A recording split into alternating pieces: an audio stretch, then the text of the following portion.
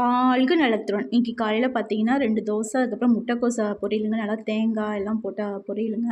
அதுக்கப்புறம் வந்து தொட்டுக்க வந்து பார்த்தீங்கன்னா, தேங்காய் சட்னியும், கொத்தமல்லி சட்னி 2மே கொத்தமல்லி சட்னி அப்படியே பச்சையா தாங்க போட்டு அரைச்சேன். செம்ம டேஸ்ட்டா இருந்துச்சு. அப்படியே கடையில வைக்கிற மாதிரியே அவ்வளோ டேஸ்ட்டா இருந்துச்சுங்க. ஸோ இந்த மாரி எனக்கு தோசையில இந்த மாரி காய் வச்சு சாப்பிட்டேன்னா என்ன பண்ணுவேன்னா, நல்லா சட்னியில வந்து நல்லா தொட்டுக்குவேங்க. நல்லா பெரட்டிட்டு, அப்படியே என்ன காய் வச்சிருக்கோமோ, அத அப்படியே தோசைக்குள்ள வச்சு சாப்பிட்டோம்னா, செம்ம டேஸ்ட்டா இருக்குங்க.